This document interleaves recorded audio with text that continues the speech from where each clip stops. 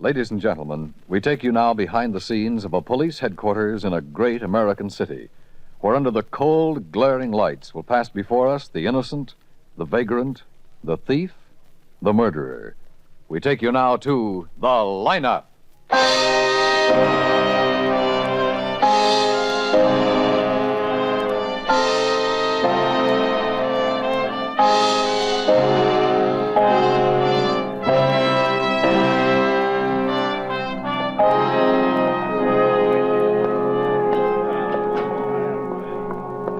I won't have to nurse you through this, will I, Mr. Magnoni? You know what to do, how to behave. Are you kidding, Lieutenant?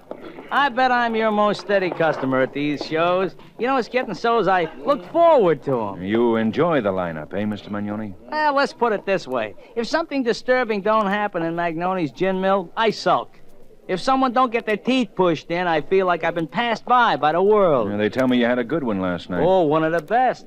This character got loaded in a way I never saw before, and I've seen many ways. He beat the other man up with his fists. He didn't use Only a tire with iron? his fists. Also in a way I've never seen before. You know, it's a wonder the man didn't die right there. They tell me he's dying in a hospital, though. Maybe murder, huh? You think murder? May I have your attention, please? Hey, there's the sergeant. I like him. You He people grows out there on on the you. other side of the wire in the audience room, may I have your attention, please? Thank you. My name is Greb, Sergeant Matt Greb. I'll explain the lineup to you. Each of the suspects you will see will be numbered. I'll call off a number, their name, and charge. If you have any questions or identifications, please remember the number assigned to the prisoner as I call his name. At the end of each line, when I ask for questions or identifications, call out the number. If you're sure or not too sure of the suspect, have him held. The officers who took your name will assist you. They're seated among you. Please be prompt with your questions or identifications. When the prisoners leave here, they're sent to the bathroom. When the prisoners leave here, they are sent to the bathroom. I know it and as dressed good as back he into their does, jail better. clothes. It makes it quite difficult to bring them back after they leave here. The questions I ask these suspects are merely to get a natural tone of voice, so do not pay too much attention to their answers as they often lie. Bring on the line. All right, boys, come on. Move right up to the end of the stage. You keep moving. Get a move on. Come on. Now turn and face the front. Hands to your sides. Look straight ahead. You, the third boy, lift your face so the light hits it. That's it. Number 1, Myron Graham, possession. Where do you live, Myron? 1312 Troost Avenue. What's your business, Myron? I'm a salesman. What do you sell, Myron?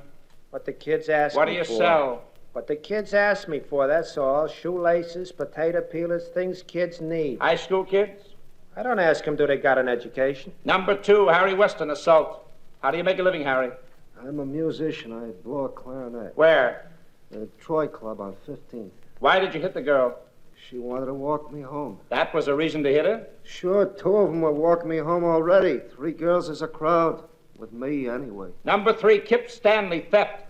Where do you live, Kip? Out of town. Where out of town? Lakeshore Village, 1016 Shore Drive. It's expensive out that way. How do you do it, Kip? I keep my nose to the grindstone. My shoes shine, my pants pressed. I am pleasant and courteous. How do you live in such an expensive place, Kip? Friends lend me money. What friends, Kip? Friends I meet on the street. I tip my hat, bow slightly, show them my revolver.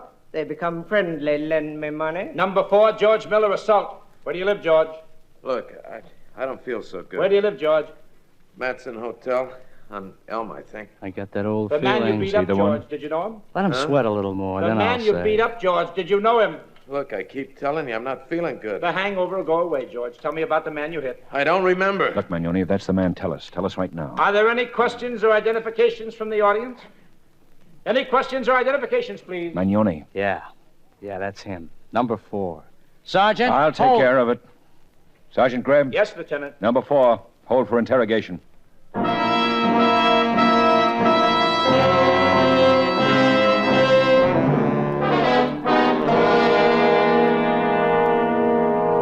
Sit down, George. Tell me to lie down. That's what you ought to tell me to Right do. there, that chair. Sit. Lieutenant, get something for me, huh? I'll tell you about an oversight, George. The department doesn't provide for hangovers. Look, listen to me. Something's happening to me. Get me a doc, huh? Huh? Yeah, whatever it is, it doesn't look good on you. Yes, sir? Get Dr. Lynn up here. Yes, sir. Now you're making me happy, Lieutenant. Fine. Now we'll talk. Man said I beat up a man. Happens every day. People beat up people. People get angry. The man you beat up is almost dead. If he dies, your assault charge will read manslaughter, maybe even murder. You know that, don't you? Don't you? You want to see me, Lieutenant? Not me, Doctor. George. He's had a busy night. Doesn't feel good about it. George had a busy night, did he? Well, let's see now. I'd say George really did. Hangover? I've never heard it called that, Lieutenant. George is dead.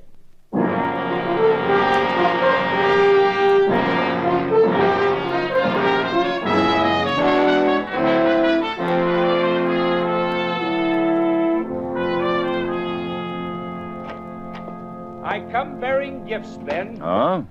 The coroner's report, a few sundry and assorted items, very interesting, and this nice cold drink, and a pair of straws. You owe me a dime.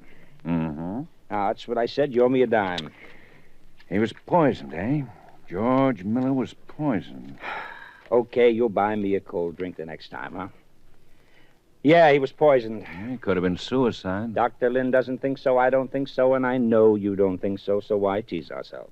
Maybe we're sick, Ben. I never felt better. Why do you say that? A man dies, our minds say he died because he was murdered. Occupational disease. 9 out of 10 times we're right. In the case of George Miller, I know we're right. I don't know yet. That's because you don't know things I know. Oh?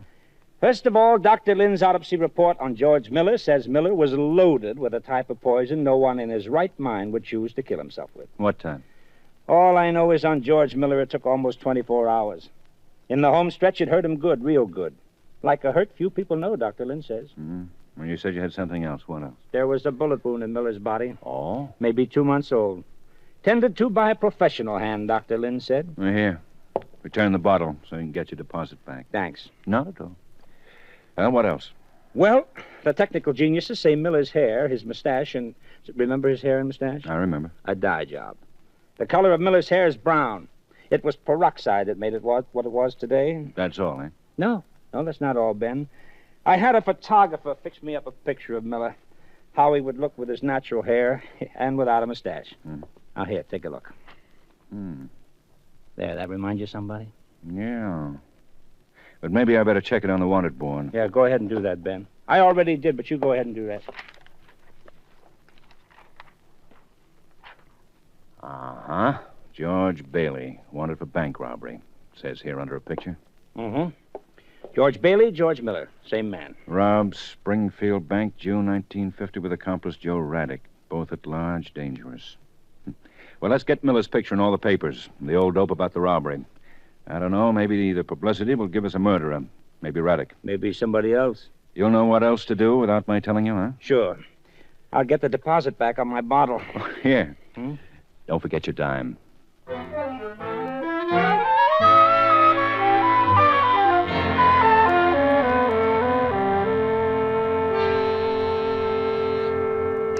Yes?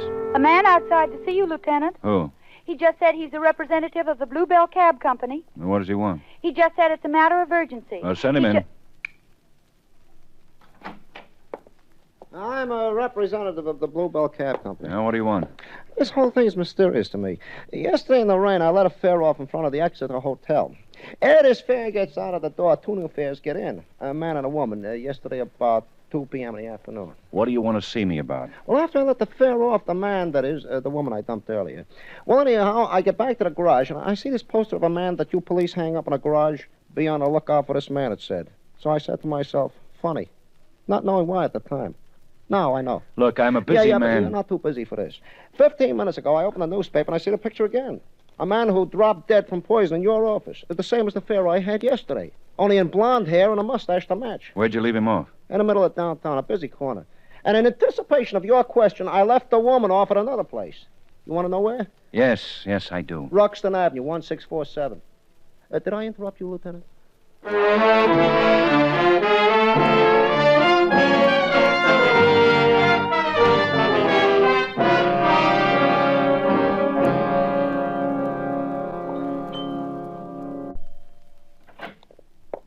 The doctor's office hours are from 4 to 6, I'm sorry. My name's Guthrie, police officer. Oh, I see. Please come in. Did you want to talk with Dr. Carson? Well, I'm not sure. Who are you? Mrs. Crossan, what is it you want? Do you know a man named George Bailey, Mrs. Crossan? Is he one of my husband's patients? Maybe you'd better talk George to him. Miller. Well, I'm afraid I don't know what you're talking about. They're the same man.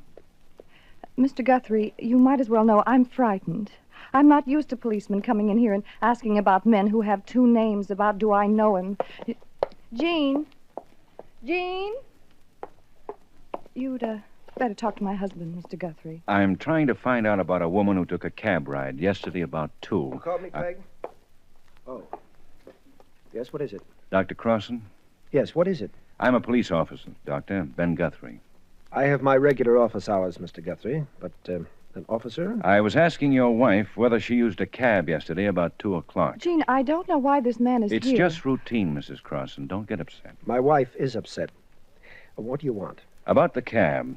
All I'm trying to do is find out if your wife used a cab yesterday. I don't see how It's it could not your possibly... business to see, Doctor. I'm asking your wife a question, a simple question. There's no reason to get panicky. I'm not panicky.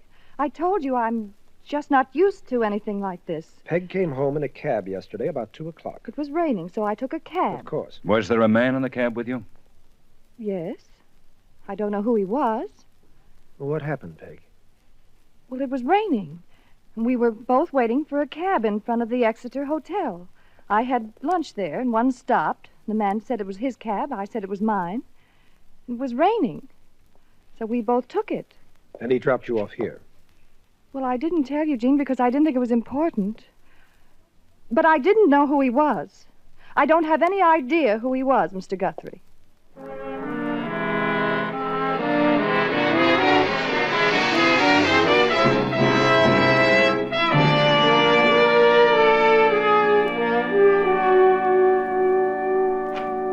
Oh, Ben. Come in, man. Any word? Yeah, I got a little news on that man in the hospital, the one Bailey beat up. Oh? The man will be all right, contusions. You know what I can't figure, Matt? Hmm? Bailey's wanted by the police, and he calls attention to himself in a barroom brawl. Well, Dr. Lynn had an answer for that. Bailey was so saturated with that poison, he didn't know what he was doing. Mm-hmm. Anything on Joe Raddick? No, nothing. You? I made a little call a while ago. Dr. and Mrs. Crossan. Woman looked a little worried. Oh? What about? I'd say about nothing. The fact that she's a woman, the fact that I'm a police. Uh-huh. She took a ride with George Miller, though, in a cab. Didn't know who he was. Just shared his cab in the rain. So, you figure what? Well, let's not make a big thing out of this, Matt. What I figure's what's obvious. You think his buddy Joe Raddick poisoned him? Don't you? Wait a minute. Ben Guthrie speaking. What? Talk a little louder, will you? Oh? Uh-huh, I see. Well, thanks. Well, Matt? Well, what? You think Joe Raddick poisoned Miller? Sure I do. For what's left of the bank hall. Like I say, it's obvious. Find Raddick, we've got Miller's poisoner. We found Raddick. That phone call? Uh-huh. Great. So it's over. Right? It's over, Matt. For Raddick. He was just shot to death.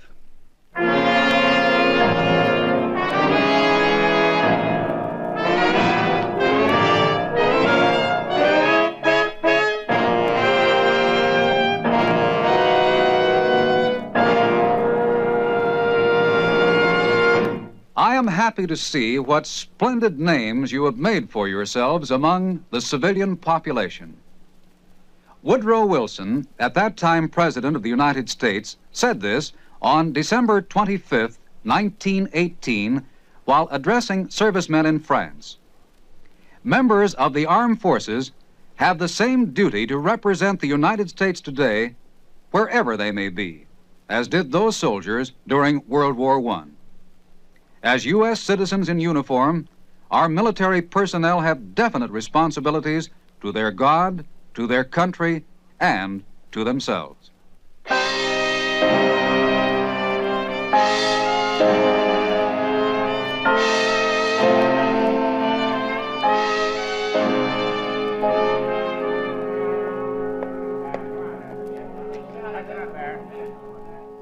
All right, Norrie, in here. I ain't no criminal. Bring him, Matt. Yeah.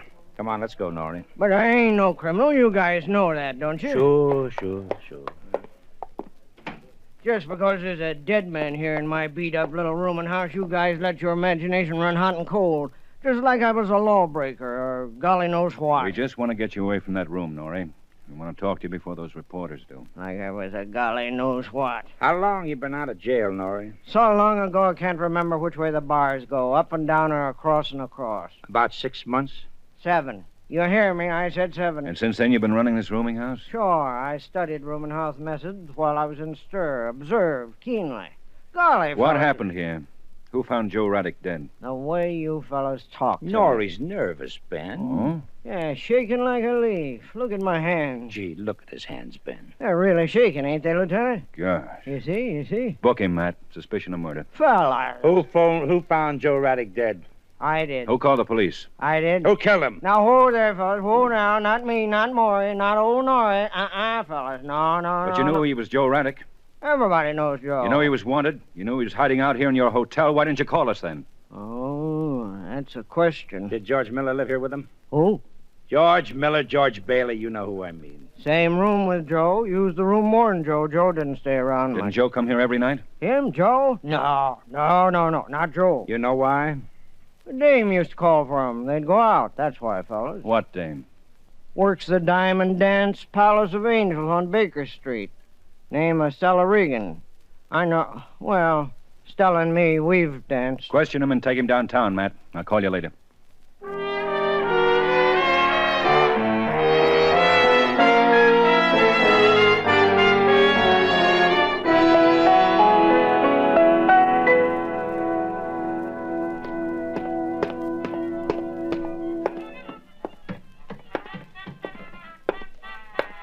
Hey, Mac. The way I tower over you so close says you can't go in without you buy rolls of tickets. Rolls. Without rolls, nobody gets in. Oh, why don't you say so right off, Mac? For a policeman, it's free. I will even hold open the door and escort you in. There you are. Pick a flower, policeman. Stella Regan. Whoa, Rudy. That's nice Rudy picking. Wetstein. A little faded, maybe, a little wilted. But Stella makes the night smell good. She's that one. We sell refreshments, too. Rudy, you don't know what it means to me to have you call on Stella. me like this. Miss Regan. I'm very sorry, Peter Pan, but you just lost your chance to Rudy Wetstein here. However, you may try again tomorrow. No, Stella. I'm from the police. Beat it, Rudy. This gentleman has a priority. Beat it, Rudy, please. Now, come on, dance with me, Peter Pan. I'll arrange about the tickets later. Come on. Arrange a place where we can talk, Stella. Quietly. You work fast, Peter Pan. Dance first, then talk. That's what I said. We'll talk first, then dance. Come on.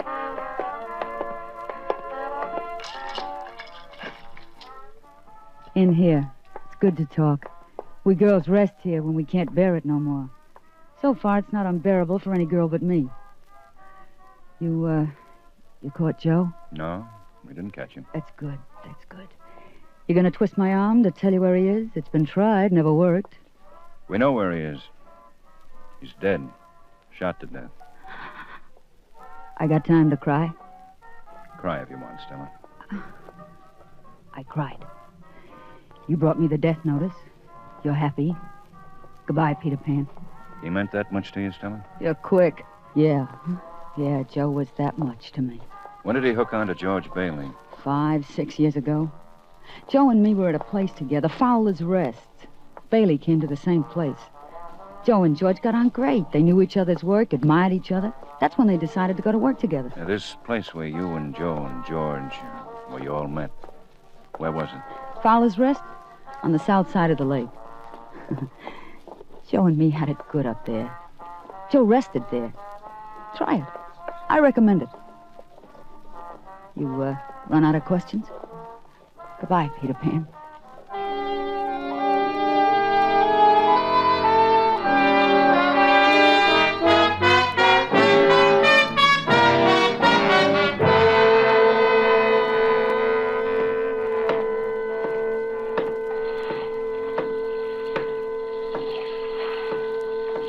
Your name Fowler? The man in the boathouse said your name was Fowler. I'm from the police. Here's the badge. My name's Fowler. Mine's Guthrie. Fowler. I'm trying to get some information about a couple of men. Who? A man named Joe Raddick. He fished here. George Bailey. Friend of Raddick's. What can you tell me about them? I told you. They used to come here often. Oh, now and then. Have you got anything against the police, Mr. Fowler? Both of my sons are police. I'm friendly to the Then police. what about Bailey and Raddick? Nothing. They fished. Once they had a big time, a party. Yeah, what was the occasion? Bailey got married. Oh? Crossed the lake in Vineville about 6 years ago. Come back and had a party. Big party, very big. I'm friendly to the police, Mr. Guthrie.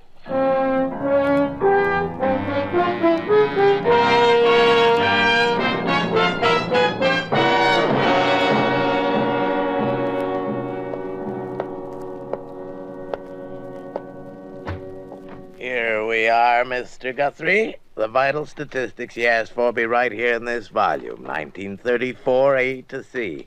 You're in the police line, huh? Yes, look Just now... call me Mr. Joyce, Fred Joyce. We'll get on better that way. Fella across the lake has 2 boys in the police line. Know 'em well. Mr. Joyce, all Yeah, I know. Vital statistics.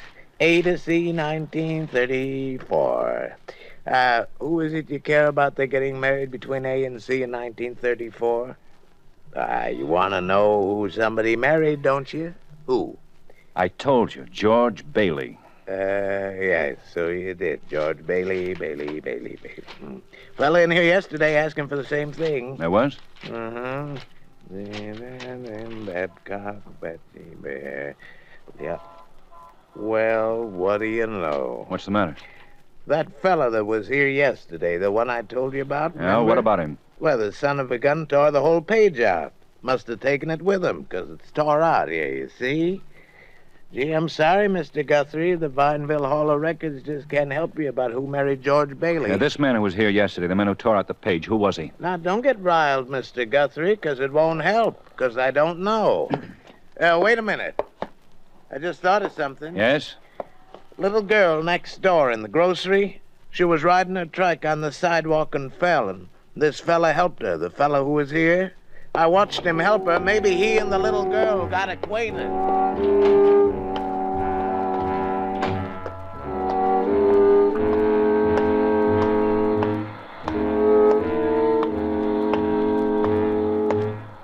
Can I help you, please? Some nice vegetables just came in. You have a little girl who fell off her bike yesterday? I have. Why? Someone helped her when she fell. Do you know who he was? No. But my little girl might. We could ask her. But why should we ask her? Because I want to know. Because I'm a detective. Sure you want to know. Carolyn, come here.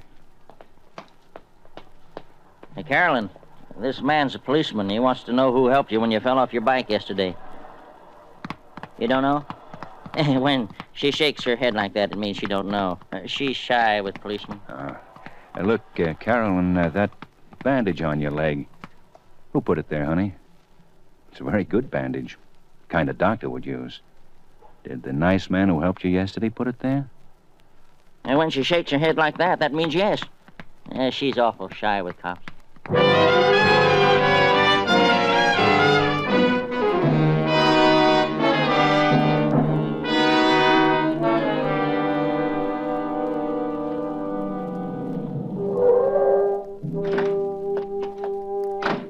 Hi, Ben. Been waiting long? No, just got here. Well, from what you told me over the phone, I'd say you were playing a long shot. Unless you got something else to tell me. No, just what I told you. A bullet wound on George Bailey's body. A little girl with a bandaged leg. Well, the same doctor didn't have to do both of them. Look at it this way, Matt. Assume it was a doctor who bandaged that girl's leg. It could have been somebody else, but... All right. Well, assume it. Why should this doctor be interested in who married George Bailey? Interested enough to tear the page out of a record book? Well, maybe he's the kind of man who likes to tear pages out of books. Come on. Where are we going? That house where that new Nash is parked. The one with the doctor's emblem on it. Dr. Crossan's house. Did you check the bank? Uh-huh. Good.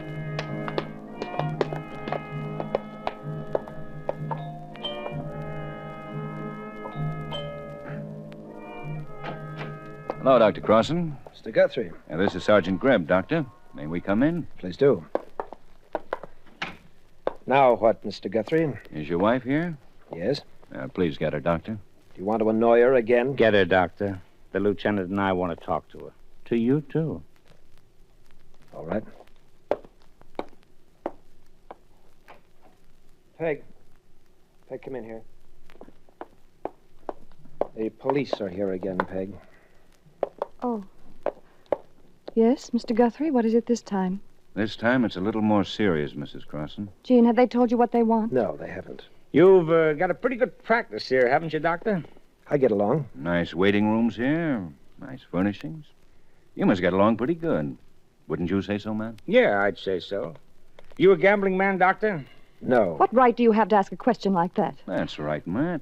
Why do you ask a question like that? Well, the doctor's been making some pretty heavy withdrawals the last couple of months.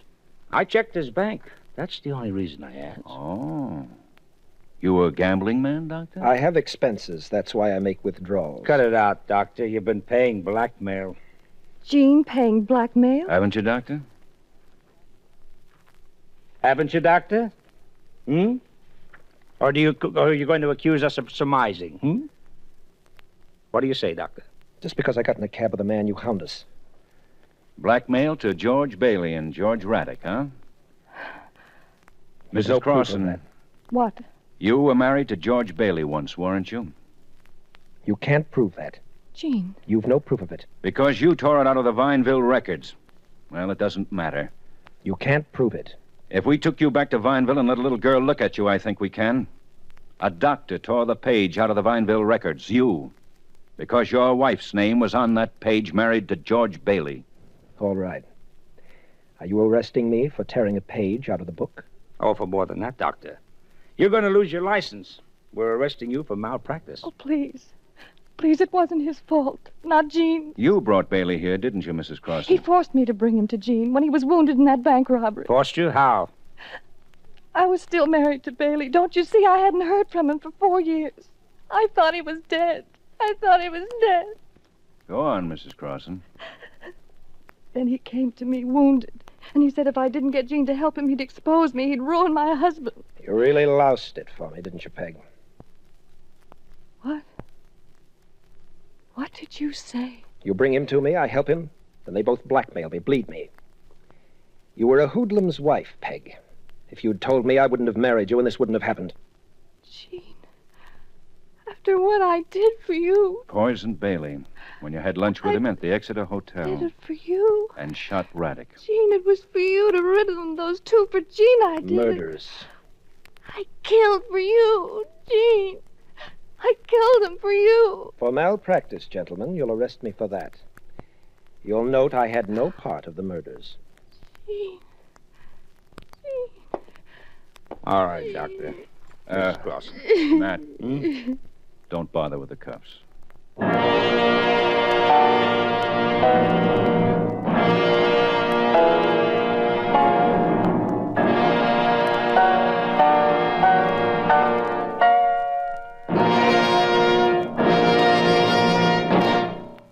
Lineup has come to you through the worldwide facilities of the United States Armed Forces Radio and Television Service.